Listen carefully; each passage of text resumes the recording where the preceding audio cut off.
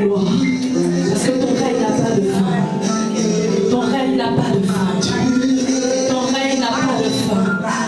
Ton règne n'a pas de fin. Ton règne n'a pas de fin. Ton règne n'a pas de fin. Ton règne n'a pas de fin. Ton règne n'a pas de fin. Dans l'éternité passée, tu régnais. Tu règnes aujourd'hui. Dans l'éternité future, tu règneras. Tu es le même hier, aujourd'hui, éternellement. En toi, il n'y a aucune onde de variation. Nous changeons, nous progressons. Toi, tu restes constant. Tu restes inchangeable. Tu restes invariable. Tu ne changes pas. Tu es grand, élevé au-dessus de tout. Mon âme le reconnaît ce matin. Mon âme le reconnaît ce matin. Et je te bénis, oh divin Père.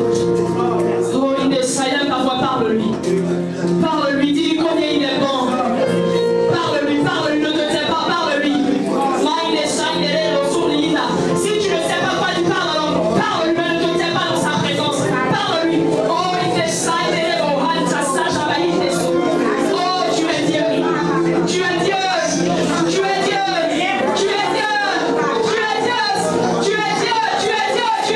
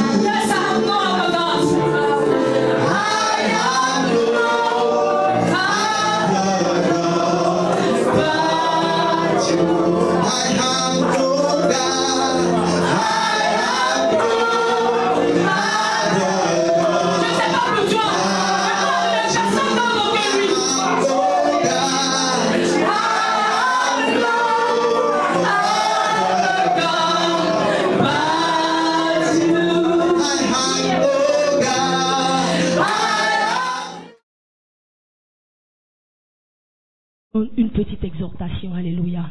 Je ne le prends pas pour un acquis, amen. Je le prends véritablement pour un privilège, amen. Et je bénis vraiment le Seigneur pour ça. Ce matin, je ne suis pas venue seule, je suis venue avec, comme vous le savez, mon mari. Il s'appelle René Maouti. Le Seigneur l'a mis dans ma vie et je crois véritablement que je dis souvent, lui, je viens lui dire et puis je lui dis, ah bon, je veux qu'on fasse. Le Seigneur dit qu'on fasse ceci. Il me dit rien et puis il dit, ok. Après, il me demande, tu as su, tu as déjà dit, ok, c'est fini. Donc lui, à chaque fois que je viens vers lui, il est toujours, je sais pas comment le dire. C'est quelqu'un qui croit beaucoup dans mon ministère, alléluia. Et je bénis le Seigneur pour cela. Je bénis le Seigneur d'avoir un homme qui n'a pas peur de laisser sa femme devant, alléluia. Et que le Seigneur véritablement le bénisse, amen. Gloire à Jésus. Je suis également venue avec ma sœur, amen. Elle m'a accompagnée ce matin. C'est ma sœur de longue dance qu'on est depuis le lycée. C'est ma sœur et amie Esther Hachou, amen. Que le Seigneur soit béni. Et ce matin également, je suis venue avec mon frère. Lui, c'est mon frère, même si on fait pas là tous les jours, mais c'est mon frère. Amen. Mon frère Alexis Kofi, que je bénis, c'est lui qui nous a conduits ici. Sinon, on se serait perdu. Parce qu'Esther n'avait pas sa voiture. Et quand elle a vu, elle dit, ça, on allait durer ici, on n'allait pas connaître le coin. Donc, quand je l'ai appelé, il n'a pas hésité. Tu fais quoi? Il m'a dit, non, je suis là, je t'accompagnerai. Et il est venu avec moi. Donc, vraiment, que le Seigneur vous bénisse. Amen. Ce matin, comme je le disais, je ne vais pas être longue. Depuis, j'étais encore à Londres quand le serviteur m'a demandé, il m'a dit, ok, tu viens quand je lui ai dit, il m'a dit, ok, je te programme le 23. Et depuis, je réfléchis, Seigneur, qu'est-ce que je vais dire? Amen. Qu'est-ce que je vais dire sur la chair d'un prophète? Amen. Gloire à Jésus. C'est une lourde charge, n'est-ce pas? C'est une vraie lourde charge. J'espère que je vais être à la hauteur de la charge. Alléluia. C'est pas évident, mais on va essayer. Amen. Gloire à Jésus. Depuis un certain temps, le Seigneur a mis dans mon cœur quelque chose. Je pense que c'est pour moi, mais je crois également que cela vous bénira. Amen. Parce que je crois que c'est quelque chose d'actualité dans la saison dans laquelle nous sommes. On n'a pas besoin d'être prophète comme les derniers temps, n'est-ce pas? On n'a pas besoin de voir, d'avoir un esprit de discernement poussé pour comprendre que nous sommes dans les derniers temps. Et à cause de cela, Dieu se cherche une armée. Dieu se cherche des personnes qui vont se lever, amen, dans cette génération pour transformer la nation. Pas seulement cette nation, mais le monde entier, amen. Et c'est de cela que je veux parler. Ce matin, le thème de mon message, c'est ton Dieu ordonne que tu sois puissant. Dis à ton voisin, ton Dieu ordonne que tu sois puissant. Ton Dieu ordonne que tu sois puissant. Réellement, c'est un ordre. Cela se trouve dans Psaume, le chapitre 68. Dieu dit, il ordonne que tu sois puissant. Dieu ne te demande pas d'être puissant, il t'oblige à être puissant. Il t'ordonne d'être puissant. Alléluia. Et malheureusement, quand nous regardons nos vies en tant que chrétiens, c'est le constat le plus douloureux que nous puissions faire, c'est que nous ne sommes pas puissants dans la nation. Pourtant, notre Dieu nous dit d'être puissants. Et on se dit, mais si Dieu nous dit d'être puissants, pourquoi nous ne sommes pas puissants? Et peut-être même que nous n'avons même pas la puissance. Mais en réalité, nous avons déjà la puissance. Parce que si nous ne l'avions pas, Dieu ne nous demanderait pas d'être puissants. Alléluia. C'est parce que nous l'avons déjà. Mais malheureusement,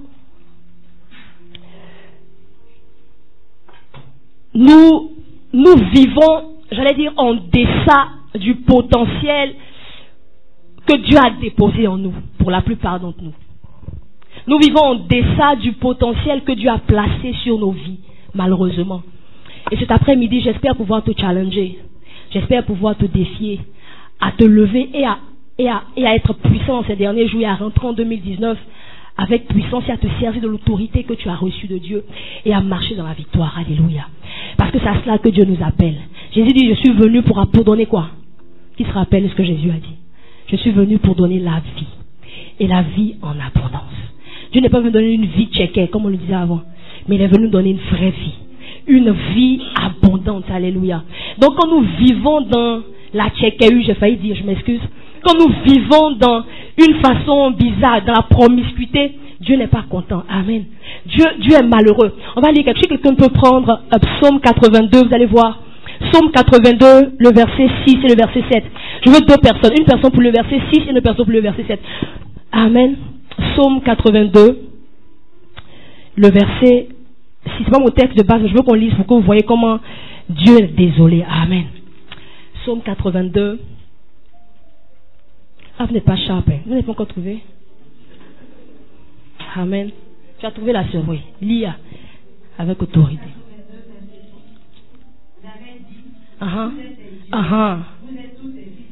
Amen. C'est ce que Dieu dit. Il dit, j'ai dit, vous êtes des dieux.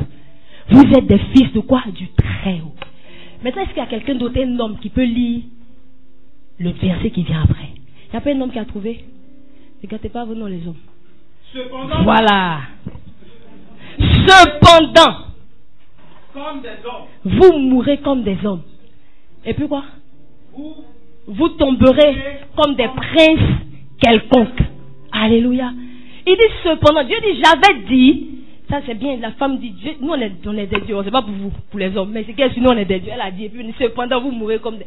Bref, il dit cependant, vous mourrez comme des hommes, comme des princes quelconques. Quel drame! Quel drame! C'est la parole de Dieu qui dit, j'ai fait de vous des dieux. J'ai fait de vous des quoi? Des princes. J'ai fait de vous des fils du Très-Haut.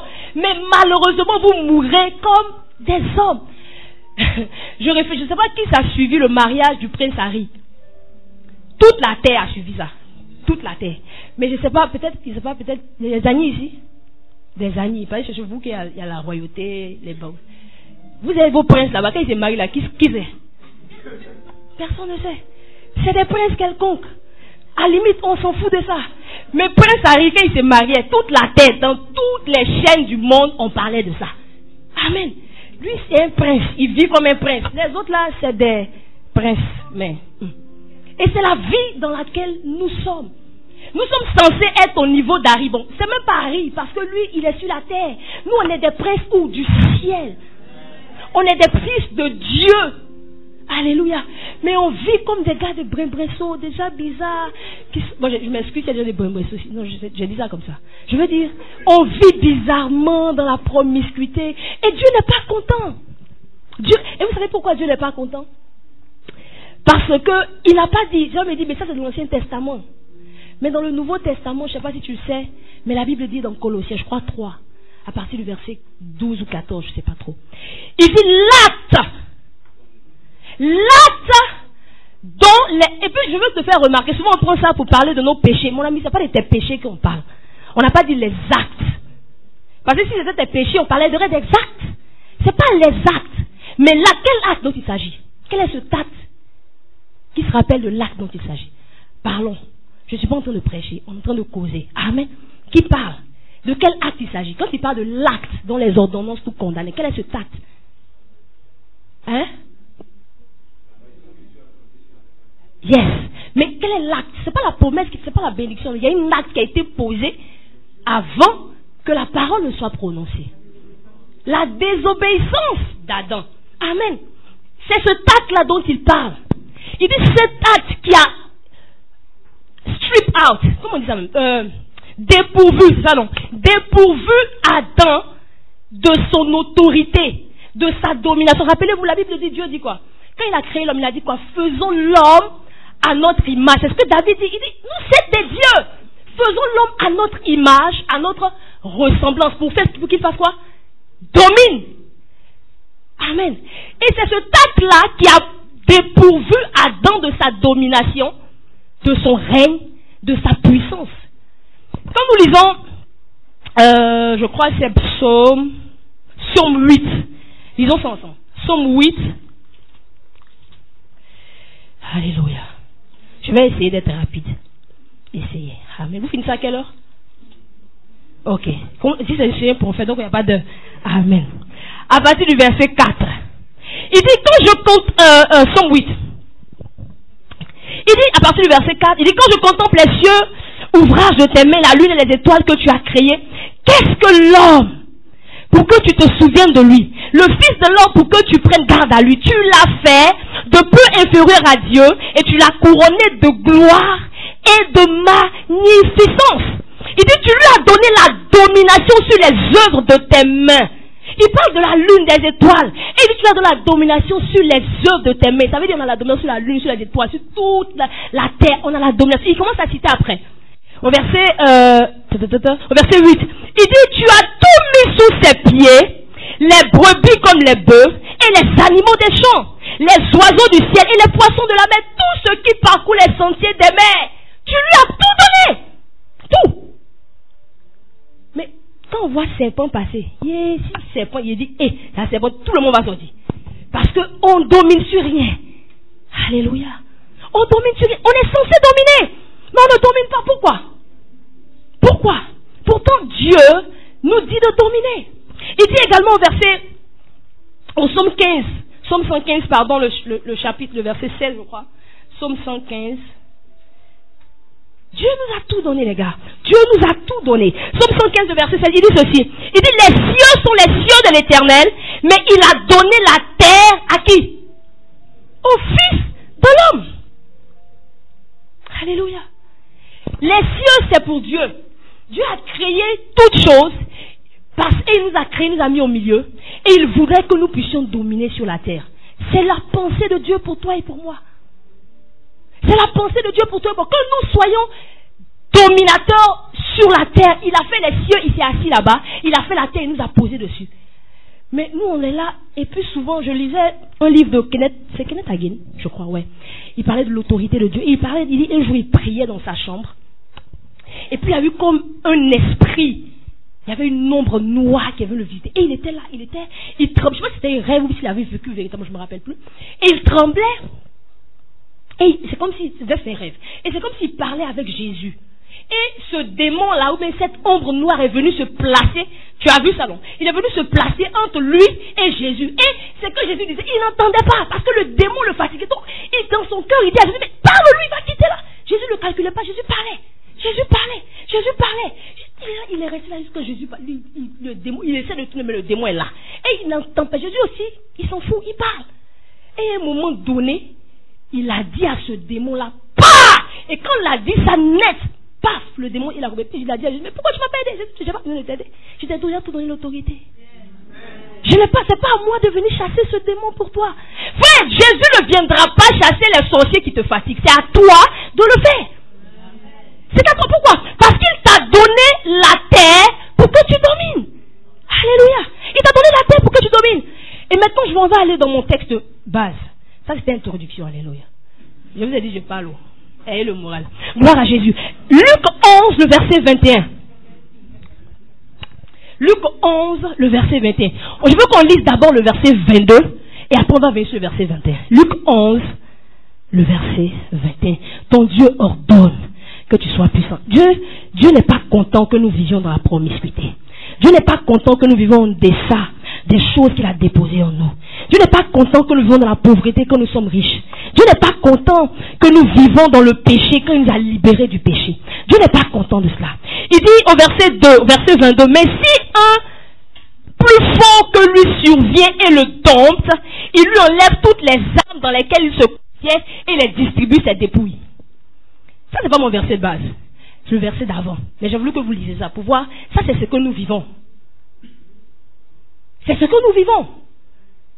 Il y a quelqu'un qui est plus fort que nous.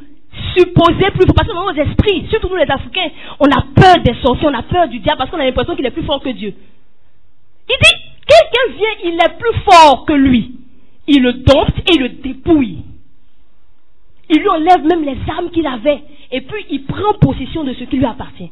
Maintenant, le verset qui m'intéresse, le verset que je voudrais que toi et moi nous puissions regarder ce matin, c'est le verset 21. Il dit ceci. Lorsqu'un homme fort et bien armé, je veux que tu soulignes dans ta Bible si tu peux. Pour ceux qui aiment souligner, les gens qui n'aiment pas souligner dans leur Bible, mais si tu peux souligner dans ta Bible. Un homme fort et bien armé, un homme qui est fort et qui est bien armé, qu'est-ce qu'il fait? On dit s'il garde quoi? Sa maison. Qu'est-ce qui se passe? Ses possessions sont en sûreté. Waouh! Si un homme fort et bien armé, c'est ça qu'on va parler ce matin. Fort et bien armé, parce que ton Dieu ordonne que tu sois puissant. Tu as besoin de faire quoi? D'être fort et bien armé pour pouvoir garder quoi? Ta possession. Parce que l'ennemi, il sait ce que tu as. C'est toi-même qui ne sais pas. La Bible dit aussi longtemps que qui? Que l'héritier demeure quoi? Un épios, un ignorant. C'est ce que ça veut dire littéralement, un ignorant. Un ignare quelque part. C'est aussi longtemps que l'héritier, c'est-à-dire quelqu'un à qui tout appartient. Il demeure un ignorant. Mon ami, peut-être tu es assis ici, tu as des milliards quelque part sur un compte, ou bien dans un trust, moi, tu sais pas. Mais tu vis dans les bizarres. Amen. Il dit un héritier, qu'est-ce qu'il fait? Il ne diffère en rien de qui? L'esclave. C'est-à-dire, toi et puis l'esclave, vous êtes pareil. C'est la raison pour laquelle nous et puis les païens, il n'y a pas de différence. Parce qu'eux, ils sont esclaves. Amen. La Bible dit, tu es esclave de qui? De celui qui t'a vaincu. Eux, ils sont vaincus par la drogue, par l'homosexualité, par toutes sortes de vices que nous pouvons savoir, par le péché. Même ceux qui se disent, ils sont bons, que non, moi je bois pas, je fume pas, je cherche pas femme. Ils sont mauvais. Pourquoi? Parce qu'ils n'ont pas Jésus. Ils sont esclaves. Mais eux et puis nous, il n'y a pas de... Souvent même, ils sont meilleurs que nous. Pourtant, la Bible dit dans Malachie, il dit, je vais mettre une différence entre qui et puis qui? Entre ceux qui me servent et ceux qui ne me servent pas. Donc ça veut dire qu'entre ceux qui ne servent pas Dieu et nous, il doit y avoir une claire démarcation. Mais malheureusement, il n'y a pas de démarcation. Eux et puis nous, il n'y a pas... On est pareil. Souvent même, ils sont meilleurs que nous. On les envie même souvent. N'est-ce pas? Quel drame. Nous, dis à ton voisin, je ne veux pas mourir comme un esclave. Je refuse de finir comme un prince quelconque. Oh Seigneur, je refuse. Non, je ne mourrai pas comme un esclave. Je ne mourrai pas comme un homme pendant que je suis Dieu. Non, je refuse de mourir homme pendant que je suis Dieu. Je refuse d'être un prince quelconque pendant que je suis censé être le prince. La Bible dit, nous sommes où? Nous sommes où? Assis où? En Christ dans les lieux célestes. Nous sommes assis. Pardon, lis Éphésiens. Lis Éphésiens. J'aime lire. Quand je disais à mon mari au début de l'année, il m'a dit ce matin, tu vas parler de moi. Je lui ai dit, pourquoi? Il dit, pourquoi mettre mon nom dans ton affaire? Il a dit, mais si je ne mets pas ton nom, ça fait quoi? Si je mets ton nom, ça fait quoi? Ah, je ne voulais pas mettre ton nom, mais c'est venu. Amen. Alléluia. Alléluia. Vous savez, au début de l'année, c'était en janvier, je crois. À partir de décembre, le Seigneur avait commencé à me parler sur Luc. C'était Luc 6, pardon, le verset 41. Et Dieu me parlait de ressembler à Christ, parce que nous sommes appelés à être comme Christ. Alléluia. La Bible de Dieu nous a appelés, il nous a choisi, prédestinés à être quoi? Semblable à l'image de son Fils. Notre destinée, c'est Christ. C'est rien d'autre. Ma destinée, c'est pas avoir l'argent, c'est pas me rouler dans le jet, c'est Christ. C'est Christ qui est ta destinée. C'est Christ. Il est le but, il est le moyen, il est l'objet. C'est Christ. C'est vers lui que nous allons, c'est par lui que nous passons et c'est pour lui que nous faisons. Tout lui appartient. Notre vie sur la terre n'a rien en dehors de Christ.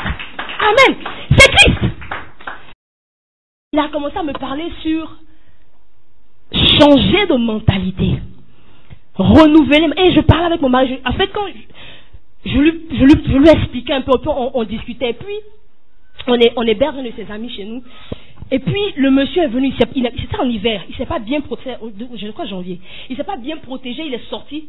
Quand il est revenu, il était enrhumé. Il était vraiment, il y avait un gros rhume. Donc, mon gars, il a peur du rhume. Quand mon fils me revient comme ça, que l'enfant, il est enrhumé, là, il n'est pas prêt. C'est-à-dire, si moi, je suis enrhumé, il n'est pas prêt, mais il ne faut pas le toucher, parce qu'il a peur du rhume. Donc, il est arrivé, il dit, oh, il a commencé à boire, vraiment, ce gars, il va venir me contaminer. Mais pourquoi tu penses qu'il va te contaminer? Non, il va me contaminer, on touche les mêmes choses dans la maison, il va se boucher, il va toucher les vôtres, il va être enrhumé, les germes. Ça me dit, mon ami, qui t'a dit que forcé, il va être enrhumé? Il me dit, non. Il a dit, mon ami, il dit, ce que tu crées, c'est ce qu'il a. Il me dit, c'est où c'est écrit? Il dit, prends ta Bible. Quand je lui ai montré, il me dit, bon, ça là, il dit, mon frère, il n'a pas fait de ça là. C'est que tu crées, c'est ce qui t'arrive. Il dit, moi-même, toi, tu es toujours au travail. Moi, je suis le gars même ici, plus que toi. Je n'ai pas peur de dire quoi. Il a tourné, il lui a dit, tu sais, Dieu dit, le rhume là, c'est les blancs qui ont mis nom dessus. Mais avant qu'eux ils mettent nom, Dieu a déjà guéri, tu sais ça. Donc tu n'es pas obligé d'être enrhumé. Il me dit, ah mais c'est le rhume. Tout le monde est enrhumé. Je lui ai dit, mon ami, c'est pas en fait de c'est le rhume. Tout le monde ne peut. C'est pas parce que tout le monde est enrhumé que tu es obligé d'avoir. Ou bien, je lui ai dit ça. Il m'a dit, ok, j'ai compris. D'accord. Et puis c'est pour ça que je vous dis qu'il croit, mon ami. C'est parce que quand je lui parle, c'est-à-dire, quand je filme, je lui dis, si je passe, comme je parle beaucoup, quand je mets la Bible devant, c'est quelqu'un, il craint Dieu. Donc quand je lui dis que, non, c'est pas moi, je dis, c'est Dieu qui a dit, il dit ok. Et puis c'est calme. Donc le gars, il a pris la parole. Le lendemain matin, il est parti. Ce qui est worse, ce qui est pire, mon fils est parti à l'école, il est revenu aussi un rhume. Et lui, il est parti au boulot le matin. C'est lui qui va me raconter, moi je sais pas. Il dit, ah, il a commencé, et tiens, au boulot. Il a commencé à ténuer. Le rhume a commencé à venir, les symptômes. Je vous dis, le diable, quand Dieu est venu voir Ève, et puis Adam, qu'est-ce qu'Ève a dit? Qui se rappelle? C'est le serpent qui a fait quoi? Qui m'a séduit. Vous savez, j'aime dire souvent que le diable, c'est pas, vous regardez les films nigériens beaucoup, les films nigériens où ils font le diable et puis ils sont rouges, c'est pas le diable, ça là. En fait, le diable c'est un menteur, donc il fait comme s'il fait peur. En réalité, le diable là, il vient, il a porté Armani, son parfum là, c'est Tom Ford, sa chaussure. Ah, quand il vient, il dégage une Lamborghini et puis il descend. Tu peux pas savoir que c'est diable. Le diable c'est un séducteur. Le diable c'est là, il vient pas. Non. Le diable c'est un séducteur. Quand le diable vient, il est zou. Quand il arrive devant toi comme ça, toi-même tu es faim. C'est ça le diable. Quand il est venu voir Ève, il lui a dit, ma chérie, il n'a pas dit, non, Ève. Elle voulait fuir, elle a appelé son mari. Attends, viens. Il est venu, ma chérie. Dieu me dit quoi même? Elle dit, non, tu n'as rien dit. Mais qu'elle a fait comment? Il dit, pourquoi on va manger? Il dit, pourquoi? Il dit, non, si tu manges, il dit, on va mourir. C'est faux! Il n'a pas dit que tu vas mourir. C'est vrai, la Bible dit, ses yeux font quoi? S'ouvrir. La convoitise a même servi dans ses yeux. Quand elle a mangé, elle a vu que c'était doux. Il n'a pas blagué, il n'a pas violé. Est-ce que vous avez ça? Il n'a pas forcé, c'est même pas lui qui a coupé pour lui donner. Elle-même, parce qu'il est venu faire quoi? Elle l'a séduit. La Bible dit que dans les derniers temps dans Daniel, qu'il va séduire quoi? Il va séduire. C'est un séducteur. Actuellement, on voit la séduction. Il séduit. Il va séduire. Mais on dit ceux du peuple qui font quoi? Qui connaîtront. Mais le mot connaître, là, vous savez que c'est le mot kunyonosko. Et ce mot-là, c'est quand on dit ton mari t'a connu. Et puis tu as fait enfant. Ça veut dire intimité. J'ai failli dire relation sexuelle en gift. C'est pas dire que tu vas venir coucher avec toi. C'est pas ce que je veux dire. Mais je veux te parler du niveau de connaissance dont il s'agit. Donc ce n'est pas une connaissance superficielle. Genre je connais Rachel. Non, je l'ai déjà vue. C'est pas la fille Claire qui parle beaucoup là. Ça tu me connais pas. Amen. Si Alexis dit je connais Rachel, tu vas l'écouter. Si Claire dit je connais Rachel, tu vas l'écouter. Mais si mon mari dit je vais l'écouter, tu vas bien ouvrir tes oreilles. Pourquoi? Parce que il me connaît. Alléluia. Il y a un niveau d'intimité. Et c'est de ça que Dieu parle. Donc quand je lui ai dit, il m'a dit ok. Le gars il a commencé à éternuer. Et il a dit à l'éternuement, je ne vais pas être enrhumé. Il a éternué encore. Je ne vais pas être, j'ai dit, écoute, d'ailleurs même sort. Depuis janvier jusqu'aujourd'hui, il est là. Il n'est pas encore eu rhume dans sa vie. Mon fils est revenu le soir. Quand l'enfant vient, puis l'enfant est enrhumé là, il n'est pas prêt. L'enfant, il vient, daddy, bisous, assez de bisous sur lui. Mais il a pris l'enfant. Le lendemain, je dis jusqu'aujourd'hui. Je n'ai pas prié pour lui. Je lui ai dit que la Bible dit. Dieu dit, tu n'es pas obligé de subir ce que tout le monde subit. Il dit, vous êtes des Égyptiens, vous êtes dans les Égyptiens, mais de toute façon, elle les accouche, là, vous n'allez pas accoucher comme ça. Si elle a douleur, vous n'allez pas accoucher avec douleur. C'est pas forcé. C'est pas parce que tout le monde subit ça que tu peux subir. Il y a une différence entre la réalité et la vérité. Je dis souvent que la réalité est une négation de la vérité. Parce que la vérité, c'est ce que Dieu dit. La réalité, c'est ce que tes yeux voient. Si tes yeux voient une réalité, le diable viendra te montrer que la réalité. J'aime ça. La Bible dit ceci. Quand Dieu, la Bible nous dit que Dieu a, on nous montre dans la Bible seulement que Dieu a tenté. Le diable a tenté Dieu, Jésus, une seule fois, n'est-ce pas? Enfin, je vais dire 3 fois, mais en une, c'est dans une seule scène. Voilà. Une seule opportunité. N'est-ce pas? Mais pourquoi on nous dit que Dieu, il a été tenté en toutes choses? Parce que les 3 tentations qu'il a subies là, ça remplit tout. La première tentation que le diable est venu, il est venu lui montrer la réalité de sa vie. La Bible dit que Dieu, Jésus est arrivé, il avait quoi? Faim. Frère, quand tu as faim, le diable vient te présenter une nourriture. C'est pourquoi Jacques dit que ce n'est pas Dieu qui vous tente, mais c'est le désir de vos cœurs qui vous tente. N'est-ce pas? Ce n'est pas Dieu qui te tente. Souvent je ne comprenais pas cette pensée. Mais comment il dit c'est pas les désirs de mon cœur qui me tentent? Comment? Mais je te donne un exemple. Bon. C'est un blasphème si je prends un billet ici. Ok. J'ai ce billet-là. Clave moi, le prophète Clave moi, on va au restaurant. Moi, j'ai des problèmes financiers. Pourquoi attrape ça? Et puis lui, il est bien. Lui, il n'a pas de problème d'argent. Maintenant, lui, il vient. On est dans le restaurant. Et en partant, le billet quitte dans sa poche, il tombe. Il ne voit pas. Moi, j'ai vu le billet tomber. Entre Clave n'a pas vu le billet d'abord. Mais moi, j'ai vu le billet tomber. Maintenant, je commence débat parlementaire dans mon cœur sur le billet. Mon âme me dit, donne au monsieur. Maintenant, non, ça c'est mon esprit qui me le sait, me dit, donne au monsieur. Maintenant, mon âme, où il y a mes émotions, mes sentiments, où il y a mes pensées, me dit, tu n'as pas faim, frère. Le monsieur, il est tombé. Peut-être il s'est bourré, il s'est tombé. Donc, il s'en va, laisse-le. Mais mon esprit dit, non, c'est pas pour toi, appelle le monsieur. L'argent n'est pas terre. Je suis en train de faire débat, moi, je suis dans mon cœur. Clave, il se tourne, il voit l'argent. Ça, pendant que je suis de faire débat, il prend l'argent. Ah, monsieur! Il donne au monsieur, pourquoi? En tous deux, on était subis à la même situation. Mais qui a été tenté? Qui a été tenté? C'est moi. Pourquoi? Parce qu'il y avait des désirs dans mon cœur. Je ne crois pas d'abord que Dieu est capable de pouvoir pour moi. J'ai problème pour mettre dessus. Donc tout ça l'a cumulé. Maintenant, comme le Seigneur est Seigneur, je ne vais pas prendre l'argent. Ça va rester comme maintenant la serveuse vient, on lui donne le billet de monsieur. C'est fini. Mais ce qui est sûr, j'ai été tenté. Est-ce que c'est Dieu qui m'a tenté? Donc il dit, Dieu ne vous tente pas. Dieu ne nous tente pas. C'est le désir de nos cœurs. Vous savez, on peut être tous là, on peut être dans une situation, mais chacun d'entre nous va avoir une tentation différente selon ce qui est dans son cœur. Donc, c'est la réalité là, ta réalité que l'ennemi fait quoi? Il vient te présenter. L'ennemi te présente quoi? Ta réalité. Et si toi, tu n'es pas ancré dans la vérité, c'est ce que je veux parler.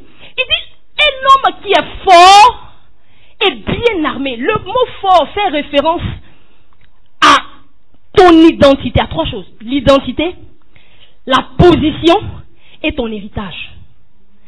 Ok? Bien armé fait référence au combat spirituel. Maintenant, le combat spirituel, ce n'est pas chasser les démons. Je fais une parenthèse rapidement. Ça, c'est pas que le combat spirituel. Les démons, ils sont où? La Bible dit que Dieu, il nous a donné tout.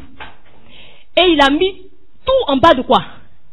Sous nos pieds. Il dit, il a mis toute la puissance ennemie sous nos pieds. Donc, chasser les démons là, on exerce juste notre autorité. C'est pas le combat spirituel. On exerce notre autorité. Le combat spirituel, c'est un rapport de force. C'est un rapport de force. Il dit celui qui est bien armé. C'est pourquoi si vous remarquez ça, si vous faites vraiment attention, quand vous lisez Éphésiens, on va lire ça tout à l'heure, quand vous lisez Éphésiens 6, quand il vous dit, il dit, prenez donc toutes les armes pour faire quoi? Pour résister à quoi? Aux ruses de l'ennemi. Il n'a pas dit pour attaquer l'ennemi. Nous, on prend les armes, on chasse. Mon ami, on est tellement occupé à se défendre qu'on ne vit plus. On est réactif. Pourtant que si vous remarquez bien dans les 7 armes, parce qu'il y a 7 armes, la prière fait partie. Il parle de quoi? Ensuite, ensemble. La première arme, c'est la ceinture de la vérité. La deuxième arme, c'est quoi? La cuirasse de la justice. La troisième arme, c'est quoi? Les chaussures. La quatrième arme, c'est quoi? Le bouclier de la foi. La cinquième arme, c'est quoi? Le casque. La sixième arme, c'est quoi? L'épée de la parole. La septième arme, c'est quoi? La prière. Vous voyez, ok, laissons la septième arme même. Vous voyez les 6 armes là. Il y a combien qui sont armes offensives dedans? Hein? C'est l'épée. Donc, ça veut dire que Dieu lui-même là, il a déjà tout fait. Mais quand tu lis le verset 10 avant, il dit fortifiez-vous où? Dans la force toute puissance de Dieu. Ça veut dire que Dieu a déjà fini de faire le travail. Quand tu vas, Pierre te dit dans 2 Pierre, je crois, 1, verset 3, il dit, comme la toute puissance de Dieu nous a donné tout ce qu'il faut. Pourquoi? La vie et la piété. Dieu t'a dit de tout ce qu'il faut pour la vie. Par quoi? Sa puissance. Alléluia. Quand nous lisons dans Corinthiens, 2 Corinthiens, il dit quoi? Il dit les armes avec lesquelles nous combattons ne sont pas quoi? Mais elles sont quoi? Mais il y a un mot qu'on on oublie. Par la vertu, pas de ta vertu, par la vertu de Dieu. Donc en réalité, ce n'est pas, Dieu ne te demande pas de venir faire un palabre qu'il a déjà fait. Amen. C'est pourquoi Jésus dit, si tu es fort et bien armé, tes biens sont protégés. La réalité, c'est que nous avons tous des biens. Mais nos biens sont pillés. Nos biens sont vilipendés par l'ennemi. Pourquoi? Parce qu'il sait que nous sommes ignorants même de ce que nous possédons. Et il sait que non seulement nous sommes ignorants de ce que nous possédons, nous sommes ignorants de qui nous sommes. C'est pourquoi je dis, être fort, c'est d'abord connaître, développer conscience de ton identité en Christ. Ton identité. Si tout à l'heure on dit Rachel, il y a quelqu'un qui s'appelle Rachel ici? Si on entend Rachel, c'est moi qui viens me tourner pour regarder. C'est mon identité. Ça veut dire que tu dois arriver à un niveau où ton identité devient tellement réelle pour toi que l'ennemi ne t'effraie plus. Il dit celui qui est fort. Pour être fort, il faut développer la culture de son identité. Qu'est-ce que Dieu dit de moi? Qu'est-ce que Dieu dit de toi? La Bible dit à celui qui l'a reçu, il a donné le pouvoir de devenir enfant de Dieu. Qu'est-ce que ça inclut que d'être enfant de Dieu? Ça là, tu dois le savoir. C'est ce qui va préserver ce que tu as. Ce que Dieu, la Bible dit, Jésus a dit à la croix, tout est accompli. De quoi il parlait? Il a tout accompli pour nous. Il a tout fait pour nous.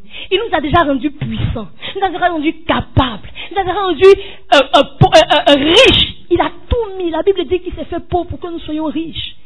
Il a été malade pour que nous soyons guéris. La maladie n'a pas le droit. La maladie n'a pas. Quand il y a un squatteur dans ta maison, quand tu rentres, il y a quelqu'un dans ta maison qui n'est pas censé être là. Est-ce que tu causes à lui?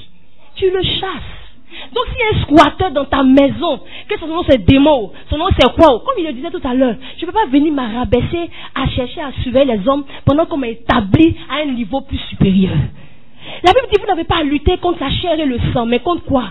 les dominations, contre les autorités, les principautés, les démons. Les démons, c'est la plus petite entité dans le royaume dans le royaume spirituel, dans le monde spirituel. C'est la plus petite, mais on lutte avec les démons. Nous, on est assis au-dessus, pas au deuxième ciel, au troisième ciel. On est assis où? En Christ, sur le trône avec Dieu. Père, frère, c'est là que nous sommes. Donc, nous, si nous ne savons pas ça, mari de nuit va venir jouer avec nous. Femme de nuit va venir jouer avec nous. Je me rappelle, quand j'arrivais à Londres, j'avais cours, et puis, je sais pas, quelqu'un a déjà eu mari de nuit. Il n'y a pas de honte de ça. C'est où tu veux te sanctifier. C'est là que lui, il a décidé de te visiter. Donc, un jour, je suis là, la nuit, il dit, hé, moi-même, tu veux... Quitte ici! Quand je l'ai souvent, c'est nous, on veut se muscler. Tu savais...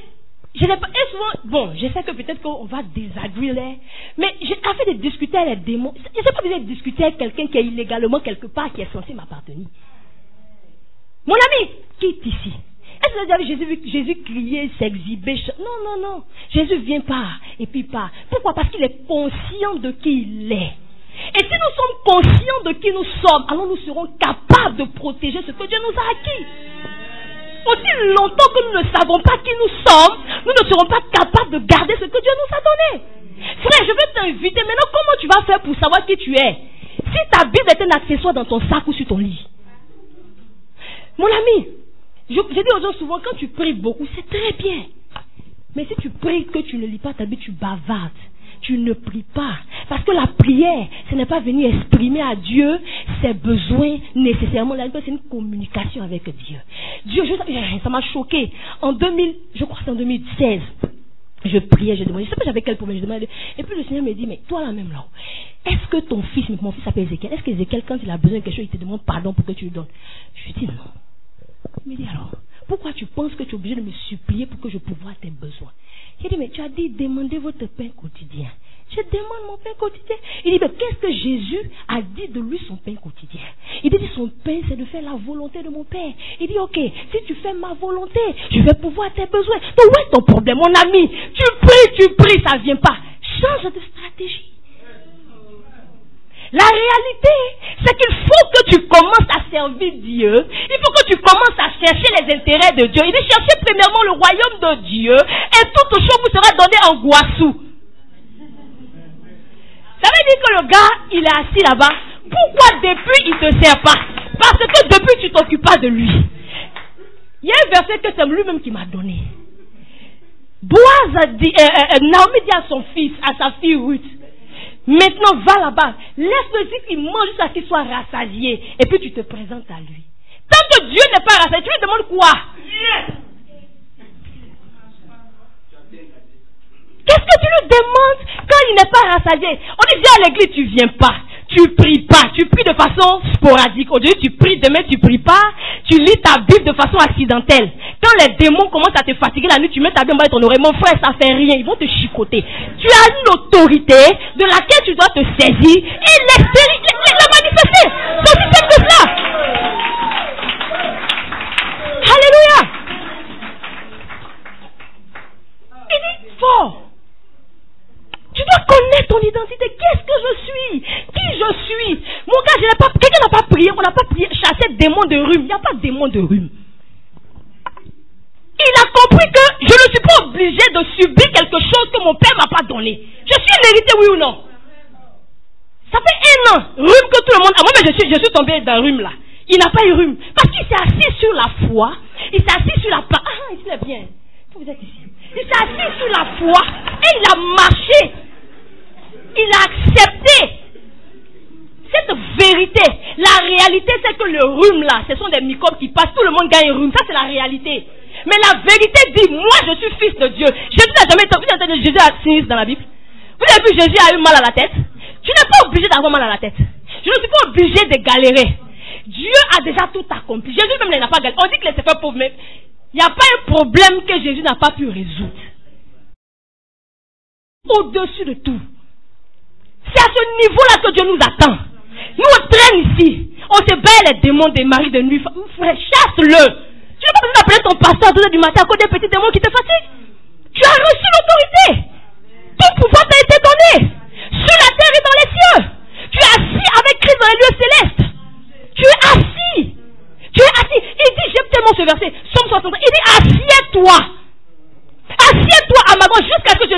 avec tes ennemis. Jusqu'à ce que je fasse de tes ennemis ton marchepied. Le palace, c'est pas pour toi. Toi, occupe-toi de Dieu. Dieu va s'occuper de toi. Connais ton identité et accepte de vivre dans le repos que Dieu t'a donné. Alléluia.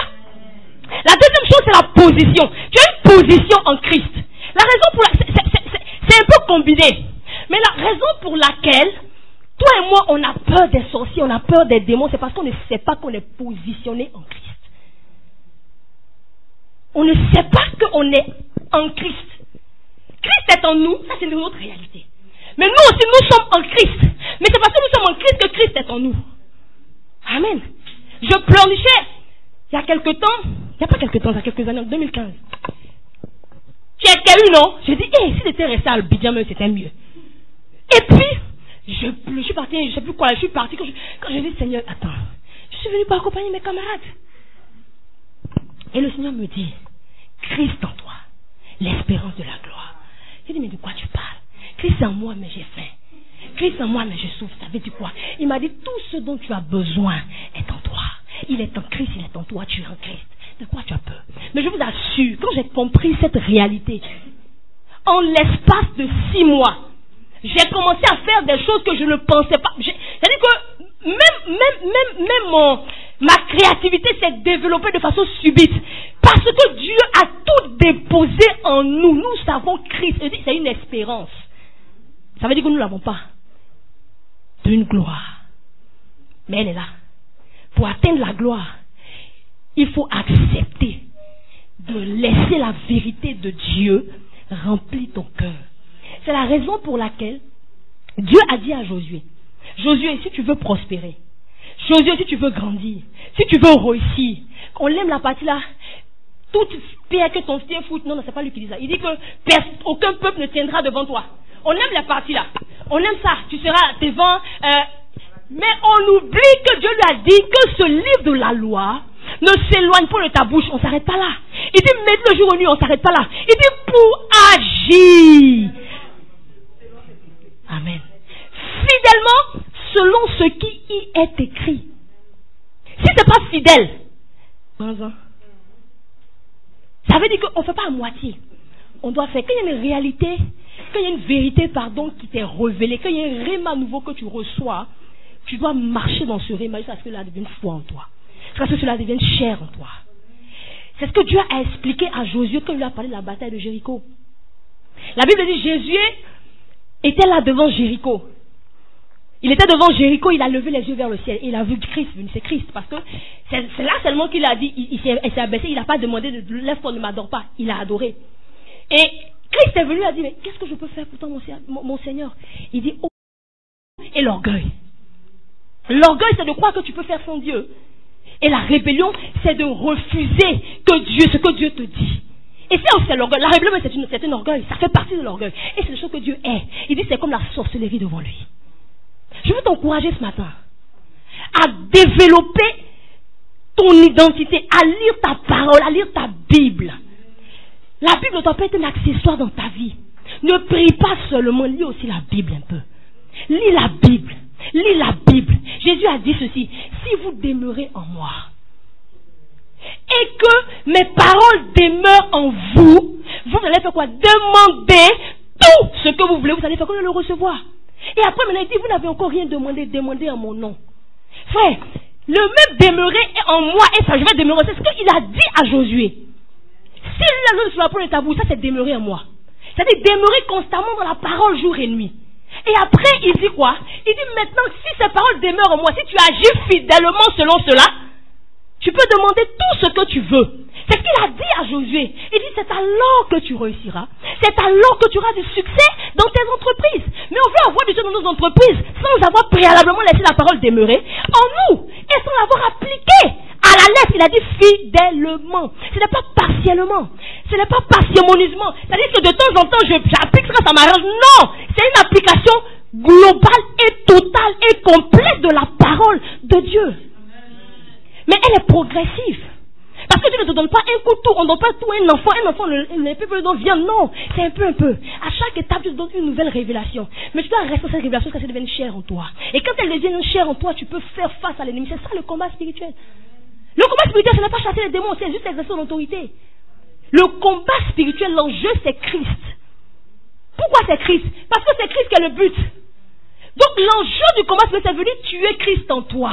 Ce qui a fait sombrer Pierre, c'était pas parce qu'il n'avait pas la foi. C'est parce qu'il est venu enlever ses yeux de Jésus. À cause des circonstances, à cause du vent, il a eu peur. Et c'est ça le combat spirituel. Ce que Dieu veut que tu fasses dans le combat spirituel, c'est que tu focalises tes yeux sur lui. Ce que le diable veut dans le combat spirituel, c'est enlever tes yeux de Jésus. Donc c'est pour ça que je dis le combat, c'est un rapport de force. C'est pourquoi Jésus dit, si tu es fort et bien armé, tu seras capable de garder ce qui est à toi. Si tu n'es pas fort, c'est-à-dire que tu ne connais ni ton identité, ni ta position, et ni ton héritage. Parce qu'on dit, si un enfant, il a un héritage, mais qu'il a un enfant, il ne peut pas avoir. Mais on ne donne pas un héritage à un enfant. Parce qu'il va le dilapider. Alléluia. C'est la raison pour laquelle Dieu t'invite à devenir fort. Ton Dieu veut que tu sois puissant. La puissance qu'il te demande d'exercer, ce n'est pas une puissance qui vient de ta force. Comme aujourd'hui, on nous fait quoi avec les développements personnels et conscients? Je n'ai pas dit que c'est mauvais. Mais ce n'est pas de Dieu. Dieu attend de nous que nous dépendons de lui. Parce que nous dépendons de nos capacités. Alléluia. Dieu attend, il dit que je peux tout par celui qui passe, je peux tout par moi-même. Aujourd'hui, nous voulons développer nos aptitudes en sans Dieu. Non. C'est Dieu même qui va te dire ce qui est dans toi. C'est lui qui a mis. C'est Dieu même qui va te montrer une stratégie pour le développer. Parce que c'est lui qui sait tout. Toi, tu ne sais pas. Donc, on doit apprendre à être fort en faisant quoi? En développant la conscience de notre identité, la conscience de notre position et la conscience qu'on a un héritage. Et quand tu sais ça, et que l'ennemi vient te distraire, tu peux t'arrêter et lui dire non. C'est ça. Quand nous prenons les armes dont il cite, quand il commence à citer la ceinture de la vérité, et si vous remarquez bien, la ceinture est positionnée où? Il a dit sur les reins. Mais moi je ne suis pas docteur Malzo, mon gars, Jofa n'est pas ici. Ceux qui font un peu de médecine, mais qui font, ils savent que les reins, c'est le régulateur de la vie. Pourquoi je dis la vie? Parce que la Bible dit le sang, c'est la vie. Or, c'est les reins qui filtrent le sang et qui permettent à ton sang de bien aller dans ton corps. Si tes reins sont défaillants, ton sang sera infecté. C'est le rein qui régule le niveau d'eau que tu as dans ton corps. C'est les reins qui régulent et puis qui te permet d'aller aux toilettes, de donner des urines et consorts. C'est les reins qui lèvent les déchets pour rendre ton sang pur. C'est pourquoi quelqu'un a insuffisance rénale, il risque de mourir parce que son rein ne fonctionne plus bien et son sang sera empoisonné et il va mourir. Donc il dit la première arme qu'il te demande d'avoir, c'est d'avoir quoi? La ceinture de la vérité. Tes reins, c'est ta vie. Si tu veux protéger ta vie contre les velléités de l'ennemi, contre les ruses de l'ennemi, tu as besoin de plonger ta vie dans la vérité de la parole. Tu as besoin de t'entourer de la vérité. Tu as besoin de t'entourer de la vérité, pas de la réalité. La réalité ne fera rien. C'est la réalité que le diable te sait, c'est quelque chose que tu sais déjà. Mais c'est la vérité que tu dois savoir. Ce que j'ai appris, c'est que lorsque tu fais face à une situation, ce que tu dois chercher, c'est qu'est-ce que Dieu dit par rapport à cette situation. Quand tu fais face à la pauvreté, qu'est-ce que Dieu dit par rapport à la pauvreté?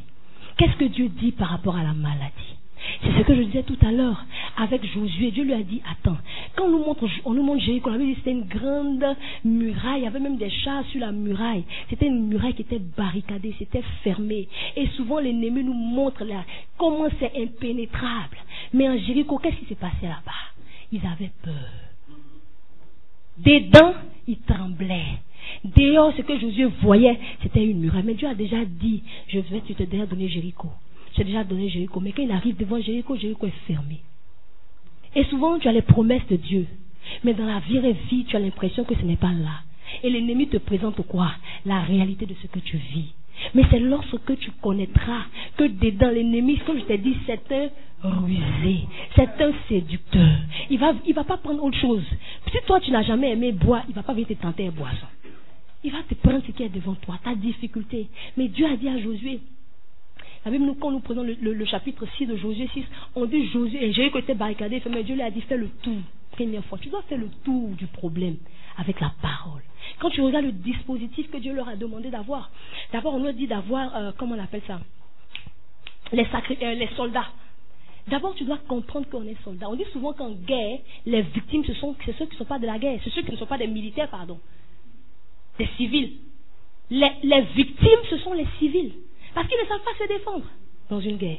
Et c'est la première ligne que Dieu a demandé à Josué de placer, c'est les soldats. Vous devez comprendre, nous devons comprendre que nous sommes des soldats. Et que dans cette terre, une fois je cherchais faire des choses sur les soldats, quand les gars font un entraînement militaire, je sais pas, quelqu'un a fait déjà l'école militaire, ben whatever. Quand ils vont faire ça là, c'est pas amusement. Souvent on regarde les films, on les entraîne pour qu'ils soient forts, pour qu'ils soient durs, pour qu'ils soient endurants, pour qu'ils soient persévérants. Tu es un soldat discipliné. On est des soldats. Donc dans le combat, tu dois comprendre que tu es un soldat. Si tu ne sais pas que tu es un soldat, tu te lèves comme ça quand tu vas en guerre. On ne va pas en guerre comme ça. Non, on va en guerre préparée, avec les chaussures qu'il faut. C'est pourquoi, tu vois, il parle d'avoir les chaussures du zèle. Il dit, mais la ceinture, tout l'armement qui parle. Aujourd'hui, la cuirasse, c'est les gilets pare-balles. Le bouclier, vous savez, ils ont encore ça. Le casque, toutes ces choses, ce sont des choses de la guerre. Mais ce n'est pas des choses pour que tu attaques, c'est pour que tu sois préparé à faire face. Parce que le gars, il ne se fatigue pas. Après, il leur dit de mettre quoi? Les chantres, les sacrificateurs. Ça veut dire que quand tu sais que tu es un soldat, tu n'es pas seulement un soldat, tu es un adorateur de Dieu. C'est la prière, c'est dans l'adoration, c'est dans la parole que tu vas connaître Dieu. Et après, il parle de quoi? L'arche de l'alliance qui vient derrière et le peuple vient après. L'arche également te parle de rester dans la parole de Dieu. Ce n'est pas seulement prier, Seigneur, tu vas, Dieu connaît ton problème. Je dis souvent que les pleurs là, ça n'intimide pas Dieu. Tu n'es pas sentimental. Je l'ai appris à mes propres dépens. Dieu n'est pas sentimental. Non, sérieux, Dieu n'est pas sentimental. Dieu s'en fout de nos pleurs. Non, c'est pas parce qu'il ne veut pas que tu pleures. Dieu veut que tu pleures parce que tu es un homme. Dieu ne nous enlève pas de notre humanité lorsque nous venons à lui. Non. La preuve, il a discuté avec Jonas. Il a demandé, mais si tu as raison de te plaindre. Dieu n'a pas. Il dit, viens, on va discuter. Dieu veut que nous discutons avec lui. Dieu est au paix.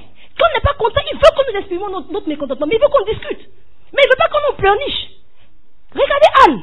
Anne a pleuré pendant combien d'années? Elle a eu enfant? Non. Le jour qu'elle a décidé de changer de stratégie, elle pleurait parce que ça lui faisait mal. Mais elle n'a pas pleuré pour pleurer. Elle a prié sérieusement. Elle a remis tout dans les mains de Dieu. Elle a dit à Dieu, tu es l'Éternel des armées. Ce combat n'est pas le mien. Elle a changé de stratégie. Si ça n'avance pas, change. Elle a commencé à confier sa difficulté à Dieu. Et Dieu maintenant a agi. Donc en réalité, le combat spirituel, ce n'est pas chasser les démons. Non, c'est se mettre dans une position et attendre quand l'ennemi vient être prêt. Il dit, mets la ceinture, barricade ta vie de la vérité. Après, il parle de quoi? Mettre la cuirasse de la justice. En vérité, vous savez, je parle de l'orgueil et de la rébellion. La justice, la cuirasse protège ton cœur et ton dos.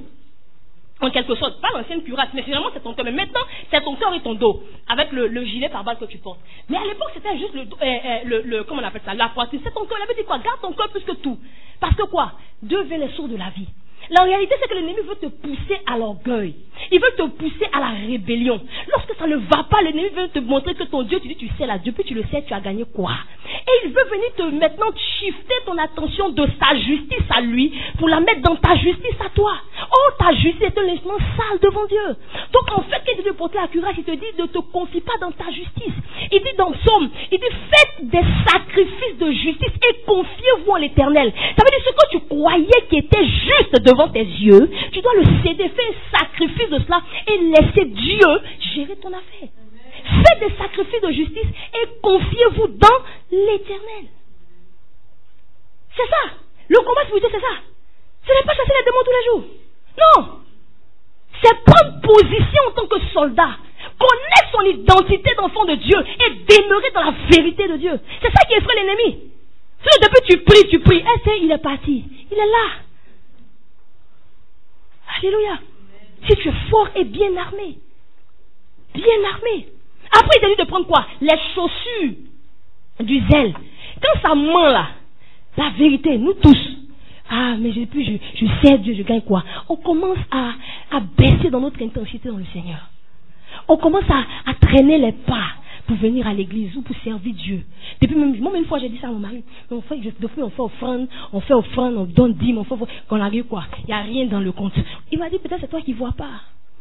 Et il a commencé à me citer ce que Dieu a fait dans nos vies. J'ai ouvert ma bouche, je l'ai regardé. Moi, je ne comptais pas tout ça là. Je voulais voir un vrai bout. C'est pas comme ça. Et c'est là que Dieu m'a dit, tu as vu comment tu es ingrate. J'ai dit, ah, c'est vrai. Et souvent, on s'attend tellement à voir des choses extraordinaires qu'on oublie les bontés de Dieu. Les bontés de Dieu. On oublie les bontés de Dieu. Il dit le zèle. Mets à tes pieds les chaussures. Ne laisse pas tes chaussures. N'abandonne pas ton zèle même quand c'est difficile. Parce que si tu t'occupes de pour lui, choco, il va s'occuper de pour toi. Il dit, mais c'est ça le combat spirituel. Quand tu as tes chaussures et que tu continues de prêcher l'évangile, même quand c'est tchéké chez toi, quand tu continues de servir Dieu, de prier pour les autres, quand toi-même ta situation n'avance pas, c'est là que Dieu se souvient de toi. C'est ça que l'ennemi craint. Parce que ce qu'il veut, c'est tuer le Christ qui est en toi. Il ne veut pas qu'il se développe. Il ne veut pas qu'il grandisse. Parce qu'il le sait. Que ce Christ est debout en toi. Il ne peut pas te résister. Il ne peut pas. C'est pourquoi il veut te maintenir dans quoi? L'ignorance, dans l'enfance, dans le népiotisme. Amen. Il veut te maintenir dedans. C'est pourquoi tu dois continuer quand il fait. Après, il dit par-dessus tout, prenez avec vous quoi? Le bouclier de la foi. Le bouclier de la foi. C'est la foi. La Bible dit que la foi fait quoi? C'est la foi qui permet de vaincre du monde. C'est la foi. La foi. Ah, c'est pas facile. Mais c'est la foi. C'est pas facile. Personne ne peut s'arrêter ici et puis va dire non, c'est facile. Oh, si tu peux dire c'est fardeau. Ah, c'est pas facile. Je parlais à une maman, elle m'a dit, quand on fait église, j'ai dit qui va faire église? Elle dit non, j'ai dit moi. C'est que Dieu t'a pas appelé de là. Il te donne pas grâce de ça. Je suis là, ma seule brebis que j'ai là, pour la gérer, j'ai du mal. Je vais faire une brebis sur ma tête. Je ne peux pas faire église. Dieu m'a pas appelé là-bas. Donc, tant que Dieu t'a pas envoyé, pourquoi pas partir là-bas? C'est pas facile à tous les niveaux que nous sommes. Il n'y a rien qui est facile. Mais Dieu n'a pas promis que c'est très facile. La preuve, il dit quand vous allez me servir là, il y a tribulation dedans. Il y a gopo dedans. Il y a piment dedans. Mais ce qui est sûr, je vais vous récompenser. C'est pas ce qu'il a dit. Il dit sur la terre ici. Ça veut dire que c'est pas d'abord dans le ciel. L'évangile que c'est dans le... Marie Patrice. Non, c'est faux. C'est sur la terre ici. Il n'y a pas fait. C'est ici. Il a dit sur la terre et dans les cieux. Donc quand tu rappelles-lui, tu as dit sur la terre. Donc, voilà, il y a un de mes poniteurs à l'époque qui dit, mais Dieu, toi tu as dit un jour c'est comme 1000 ans, mais moi je n'ai pas 1000 ans. Donc faut faire, on fait. Mais depuis je souffre. Donc je veux dire, Dieu, mais il n'a pas dit que ça va être facile. Il n'a pas dit que ça sera facile, mais il a dit que c'est possible. Pourquoi? Parce qu'il nous a tout dit quoi? Sa divine puissance a pourvu à tout ce que nous avons besoin pour la vie et pour la piété. Pour la vie et pour la piété. La piété, c'est l'attachement à Dieu. Souvent, c'est difficile. Oh, la prière, là, c'est difficile de prier. Moi, je n'arrive pas à lire ma Bible. Moi, le jeûne, là, quand je commence à jeûner, j'ai des crampes. Mon frère, nous tous, on a crampes. Il faut manger, il faut jeûner. Nous tous, quand on lit Bible, on a sommeil. Mais il faut te lever, change de stratégie. Si tu lis Bible sur ton lit, of course, tu vas avoir sommeil. Mais si tu commences à lire Bible, on est comme un soldat. Et puis, tu as ta Bible comme ça. Une fois, je me suis levé, je sais pas quelle heure là, pour prier. J'avais sommeil. Quand je priais ici, c'est d'insulter Dieu. J'avais sommeil. Oh! À un moment donné, j'ai dit non. Je suis sorti. Il faisait nuit. J'avais peur de sortir par un parc à côté de chez moi. Le sommeil est quitté. Souvent, il faut être violent devant les situations. Si tu veux cajoler la chair et protège-toi comme tu peux te protéger. S'il y a des films bizarres que quand tu regardes, tu commences à avoir les pensées bizarres, quitte dedans. S'il y a des choses, des causeries bizarres qui ne t'arrangent pas, quitte dedans. Protège ta tête, protège ton salut. Protège ton salut. Il y a des amis bizarres qui ne t'envoient pas avancer, qui t'envoient toujours à régresser, quitte dedans. S'il y a des gens qui sont là, eux, c'est pas pour te permettre, ils ne vont pas te praise, ils ne vont pas t'encourager à faire des choses qui vont t'envoyer, qui sont en train de t'envoyer dans des trucs bizarres, de dépenser, quitte dedans. Ce qui veut te faire avancer là, quitte dedans. Ça protège ton salut, protège-toi. Protège-toi. Alléluia. Et maintenant, quand tu as fait tout ça, et qu'il continue, il dit prends l'épée. Parce qu'il est têtu. Et puis maintenant, tu lui dis sors. Tu lui dis pas. Tu n'as pas le droit d'être là. Tu exerces ton autorité. Comme Kenneth Hagin avec ce monsieur, avec le comment on appelle ça, le démon qui était devant lui. Tu n'es pas censé m'empêcher d'entendre ce que mon père veut me dire. Dieu veut me parler, c'est là que tu veux que je dorme. Quitte ici. Quand il vient te fatiguer, tu prends la parole, l'épée de la parole, et tu le chasses. C'est ce que Jésus a fait. Il a bavardé, quand il dit, retire-toi de moi. C'est ça. Quand tu as fait tout ce qu'il fallait faire, mais parce qu'il ne se fatiguera pas. Ce qui me plaît dans Éphésiens, il dit, après avoir tout surmonté. Il dit, résister après avoir tout surmonté. Mais on a tous, pourquoi on doit encore tenir ferme? Ça veut dire que l'ennemi ne se fatigue pas, mon frère. Jésus a tout accompli, mais il n'est pas sûr que tu sais. Donc il va venir te tenter pour voir si tu sais vraiment. Donc quand tu vois que tu es fatigué, tu dis, quitte ici. L'ennemi là, comme on le dit, c'est un chat avec un porte-voix, il fait comme il est lion, il ne peut rien te faire. C'est vrai, il a une puissance. Parce que Jésus a dit que toute la puissance de l'ennemi, mais il a mis ça où? Sous nos pieds. Il a mis ça sous nos pieds. J'ai un pasteur, j'ai écouté un pasteur américain qui dit, the only way for you to speak to the devil is to write on your shoe. So that's what you can see. La seule façon pour lui de voir ce que tu veux lui dire, c'est d'écrire ça sous tes chaussures, parce qu'il est en bas de tes pieds. Il est en bas de tes pieds. Tu n'as pas besoin il est en bas de tes pieds. Donc si tu veux lui donner un message, écrit en bas de tes chaussures, il va voir. C'est là-bas il est. Tu le cherches, il est en bas. Toute la puissance de l'ennemi, il a mis sous nos pieds. C'est ça que la sœur chantait. Il a mis sous nos pieds. Alléluia. Et après, il dit la prière. Il dit faites toutes sortes de prières. Toutes sortes de prières par l'esprit. Par l'esprit. Il n'a pas dit en esprit. Il dit par l'esprit. Ce n'est pas seulement prier en langue. Et puis prier par l'intelligence. Non. Mais il y a des moments où c'est Dieu lui-même qui t'inspire des prières pour que tu le fasses. C'est ça par l'esprit. Mais pour arriver à ce niveau de par l'esprit, là, il faut que d'abord tu sois en esprit. Sinon, vers où il va passer pour que vous vous croisiez là, je ne sais pas. Donc il faut que tu puisses avoir développé cette conscience de la vérité, cette conscience de sa présence, pardon. Il a dit, allez-y prêcher, je suis avec vous quand? Aujourd'hui? Il dit tous les jours. Donc quand tu sais qu'il est là, je dis souvent, quand tu vas aux toilettes, tu n'enlèves pas ton nez. Donc c'est la même chose. Tu vas aux toilettes, ton nez est là. Ça sent ou ça sent pas, c'est là. N'est-ce pas? Donc, quand le Saint-Esprit l'a dit, il est avec nous là. Il est là. Donc quand tu tentes tes promesses dans lesquelles bizarre, il est là. Pour éviter qu'il parte, va dans les vrais coins. Il est là. Il est là. Il est en toi. Il est en toi. Il dit, tu ne sais pas que tu es le temple du Saint-Esprit. Tu ne sais pas que tes membres lui appartiennent. Tu ne sais pas que ta vie là, ça lui appartient. Donc il est là. Le Saint-Esprit est là-haut. Si tu vas quelque part bizarre, dans un coin bizarre, il va être toi. Si le coin n'arrange pas, il se retire. C'est pour ça qu'il n'attristez pas l'esprit. Donc tout ça là, pour prier par l'esprit, il faut que tu sois attentif à l'esprit. Dieu nous parle de toutes les façons. Peut-être ce matin, je suis en train de parler. J'ai parlé beaucoup. Ce que tu peux retenir, tu le retiens. Dieu parle tantôt d'une façon, tantôt d'une autre. Mais on n'y prend pas garde. Ce matin, je veux t'encourager à prendre garde à la voix de Dieu. Parce qu'il est là, il te parle. Il te parle devant ta petite fille. Dans ton ami qui cause une causerie qui est anodine. Dieu peut te parler là. Dieu nous parle. Il dit que, pourquoi il dit dans Romains que si les païens n'ont aucune excuse? Il dit toute la création parle, révèle les mystères de Dieu. Donc ils n'ont aucune excuse à dire qu'ils ne connaissent pas Dieu. C'est-à-dire qu'il le dit, c'est pas moi. Donc Dieu nous, si les païens même, Dieu leur parle par la créature. Toi, tu as quelle excuse pour dire que non, Dieu m'a pas dit? Si Dieu, tu veux que Dieu te dise, ouvre ta Bible un peu. Il va te dire là-bas. Ou écoute ton pasteur. Mais je veux t'encourager ce matin à devenir fort. À devenir fort. En développant ton intimité avec Dieu. En apprenant à connaître ton identité. Ton pasteur ne fera pas tout pour toi. Lui-même, il a ses fardeaux. C'est vrai, il a vos fardeaux, mais lui-même, il a pour lui. Alléluia. Arrête d'appeler ton pasteur à 2h du matin. Le petit démon qui te fatigue, pour lequel tu l'appelles, tu peux dealer avec lui.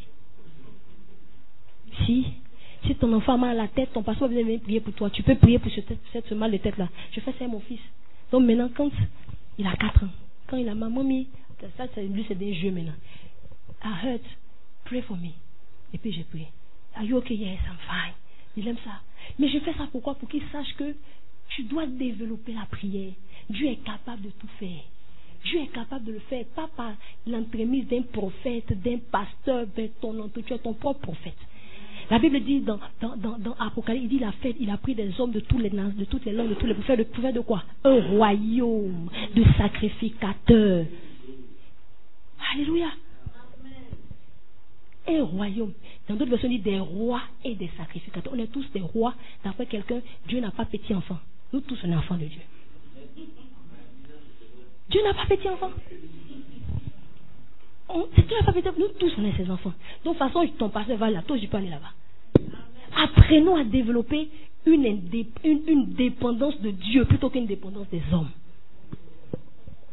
C'est ça.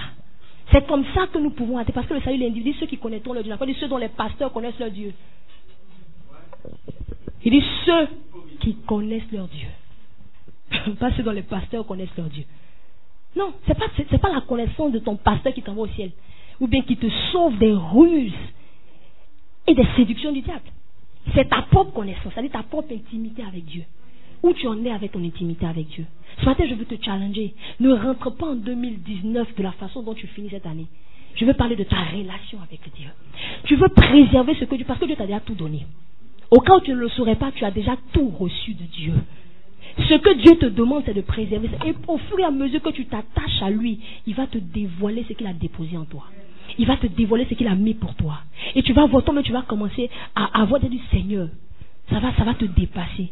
Mais essaie ce Dieu-là. Alléluia. Est-ce qu'on peut se tenir debout?